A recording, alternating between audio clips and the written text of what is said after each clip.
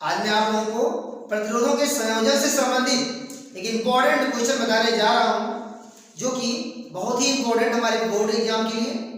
तो प्रतिरोधों का जो संयोजन होता है वो दो प्रकार का होता है, आपको मैंने बताया अपने लेक्चर में, श्रेणी क्रम और समांतर क्रम। श्रेणी क्रम के लिए जो प्रतिरोधों का संयोजन का सूत्र होता है R = R1 + R2 + R3, और समांतर क्रम में जो प्रतिरोधों के संयोजन का सूत्र होता है 1/R = 1/R1 + 1/R2 + 1/R3। ये दोनों रहे सूत्र, और इसी के माध्यम से मुझे क्वेश्चन को सॉल्व करना है। क्वेश्चनों में श्रेणी और समांतर दोनों क्रम भी उपलब्ध हो सकते हैं। तो आइए मैं स्टार्ट करता हूं अपने क्वेश्चन को पढ़ना। बिंदु ए और बी के बीच तुल्य प्रतिरोध ज्ञात कीजिए। बिंदु ए बिंदु बी है, यहाँ पर चार प्रतिरोध है, आपस में इनको जोड़ा गया है। आपको ये समझना है कि किस क्रम में कौन सा प्रतिरोध है। पहले हम इन दोनों को देखते हैं, तो मुझे श्रेणी क्रम में दिखाई पड़ रहा है, क्योंकि श्रेणी क्रम का मतलब है किसी भी प्रतिरोध का दूसरा सिरा किसी दूसरे प्रतिरोध के पहले सिरे से जुड़ा होता है। अगर ये पहला सिरा है तो इसका ये दूसरा सिरा होगा, फिर इसका पहला भी सिरा यही है, फिर इसका दूसरा इधर होगा, इसका दूसरा इसके, इसीलिए इसको हम श्रेणी क्रम में बोलेंगे। वही प्रक्रिया सेम नीचे भी है, पहला सिरा है ये दूसरा सिरा, फिर इसका एक पहला इसका दूसरा, इसका दूसरा इसके पहले से, ऐसा क्रम जहां मिले वो श्रेणी क्रम होता है। आइए हम पहले श्रेणी क्रम के प्रतिरोधों को जोड़ते हैं। ऊपर के दोनों प्रतिरोध श्रेणी क्रम में है और नीचे के दोनों प्रतिरोध भी श्रेणी क्रम में है। पहले ऊपर वाले प्रतिरोध को जोड़ेंगे।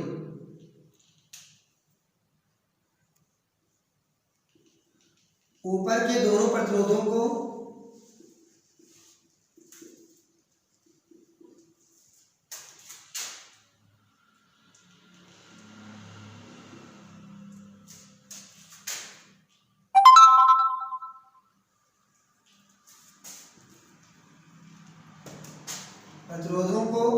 श्रेणी क्रम में जोड़ा गया है।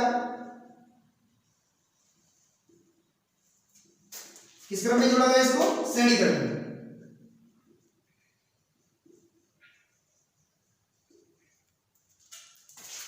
तो इनकी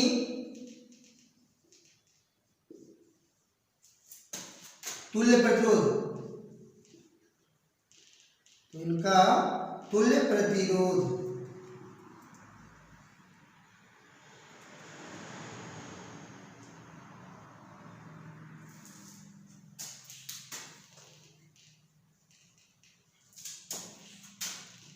R डैश मान लीजिए इसको, R डैश इक्वल टू, श्रेणी क्रम के लिए आपको पता है R1 + R2, दो ही प्रतिरोध जुड़े हैं आपस में श्रेणी में। पहले इन दोनों को हम बताएंगे, ये R1 हो जाएगा, दूसरा R2 हो जाएगा। इसको हम कैलकुलेशन कर लेंगे। R1 की वैल्यू 1 ओम है, R2 की वैल्यू भी 1 ओम है, कितना हो जाएगा? ऐड कर लेंगे, हो जाएगा 2 ओम। तो पहले श्रेणी क्रम में जोड़ने के बाद जो आएगा तुल्य प्रतिरोध, उसको हम R डैश से प्रेजेंट करेंगे। तो R डैश की वैल्यू कितना आ गई? 2 ओम आ गया। अब हम नीचे के दोनों प्रतिरोधों को जोड़ेंगे।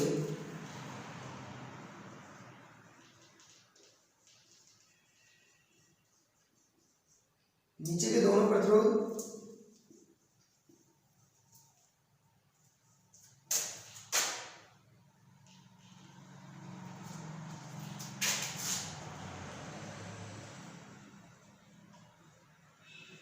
श्रेणी क्रम में है।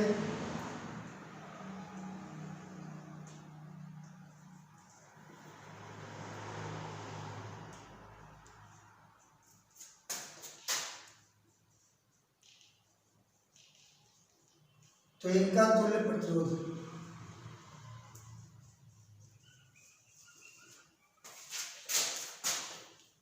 R डबल डैश कर लीजिए, R1 + R2।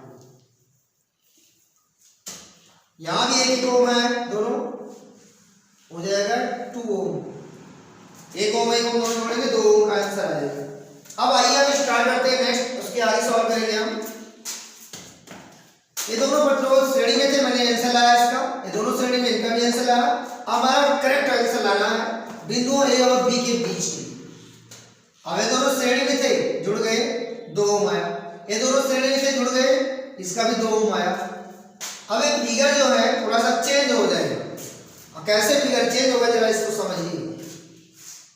मैं यहाँ आयरो लगाकर इसके सेकंड फिगर को बनाता हूँ सॉल्यूशन करने के बाद जो फिगर बनाता हूँ। इनके दोनों की जुड़ने से देखिएगा मैं बिंदु ए को ऐसे ही बनाऊंगा।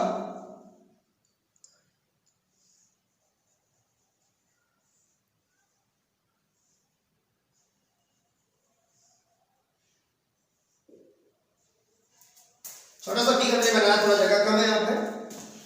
तो इसका जो फिगर मैं बनाया सेकंड, देखिए इन दोनों में जुड़ने से कोई एक प्रतिरोध बनेगा। कितने ओम का दोनों जुड़ने से आया है? 2 ओम आया।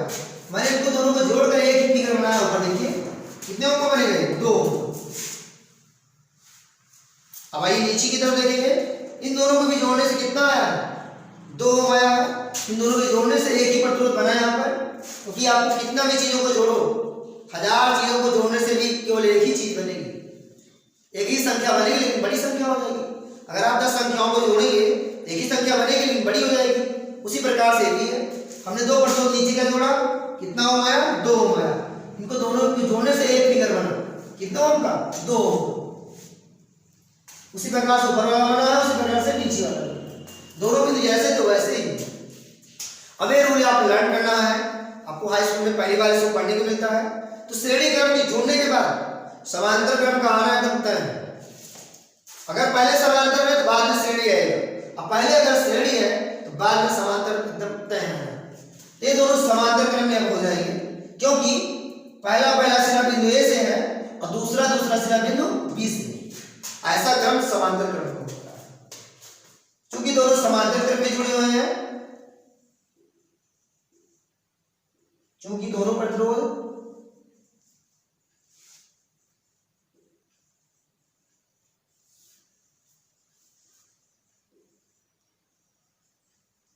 समांतर क्रम में है,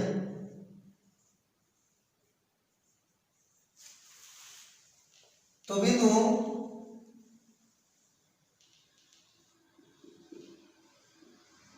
ए व बी के बीच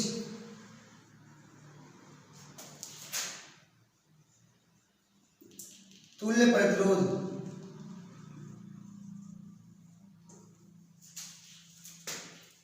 समांतर क्रम के लिए प्रतिरोध का सूत्र होता है 1/r equal to 1/r1 plus 1/r2। अब इसका हम आगे सॉल्व करेंगे तो हमको मिलेगा 1/r इक्वल टू r1 की वैल्यू कितना है? 2। 1/2 प्लस 1/2, r2 की वैल्यू 2 है। ये r1 होगा या r2 होगा? इसका दोनों को इसको हम सॉल्व करेंगे आगे। 1/r बराबर लगेगा, हर बराबर ही है, अंश को जोड़ना है। 1 और 1 कितना हो जाएगा? 2। हर में कोई एक लिखेंगे बस, दोनों वर्ग को बराबर है इसलिए मैंने कोई एक लिख दिया नीचे बस। ना हर को कभी जोड़ेंगे ना कभी घटाएंगे, अंश को जोड़ा जाएगा बस। अब हम क्रॉस, इसको आपको पता है, क्रॉस मल्टीप्लाई करेंगे 2r एकम 2r बराबर 2 एकम 2। यहाँ कैंसिल करते 2 से 2 कैंसिल ही कर दीजिए इसको, 2 एकम 2 कट जाएगा सब। फिर ना कैंसिल करने पर 2 से 2 भाग करें कितना आएगा? 1 आएगा। अब यहाँ r एकम r बराबर 1 एकम 1, क्रॉस मल्टीप्लाई करेंगे, ऊपर भी 1 है नीचे भी 1 छिपा रहता है, कटने पर 1 आता है। तो r एकम r बराबर 1 एकम 1, r बराबर आएगा 1 ओम। ये है बिंदुओं ए और बी के बीच का तुल्य प्रतिरोध का आंसर। इस प्रकार हम इसको समझते हैं। मैं एक बार फिर से एक बार बताता हूँ, 1 मिनट के लिए इसको टाइम देना थोड़ा और। ये मेरा बिंदु ए और बी के बीच तुल्य प्रतिरोध लाना है। ये दोनों श्रेणी क्रम में जुड़े हैं, श्रेणी क्रम का सूत्र है, हमने इन दोनों को जोड़कर ऐसा आंसर लाया। ये दोनों भी श्रेणी क्रम में जुड़े, इनको मैंने लेकर आया। जो स्टार्टिंग में तुल्य प्रतिरोध आता है उसको r dash, r double dash, r triple dash ऐसे यूज करते हैं। जो लास्ट में बिंदुओं ए और बी के बीच का आता है तो हम लोग उसको कैपिटल R से प्रदर्शित कर देते हैं। जब इस श्रेणी क्रम में जुड़ गए तो मैंने इस फिगर को चेंज कर दिया, सेकंड फिगर। इन दोनों को जोड़ने से कितना ओम आया? 2 ओम आया, 2 ओम का प्रतिरोध बन गया। इन दोनों के जोड़ने से 2 ओम का प्रतिरोध। अगर 2 प्रतिरोध जुड़ते हैं तो फिगर में एक ही प्रतिरोध का फिगर बनेगा। अब ये दोनों समांतर में हो जाते हैं, समांतर के लिए सूत्र ये होता है, ऐसा फिर आंसर आ जाएगा। 2 से से 2 कटने के बाद 1 आता है, क्रॉस मल्टीप्लाई से, R एक कम R बराबर एक कम 1 इस प्रकार हमारा आंसर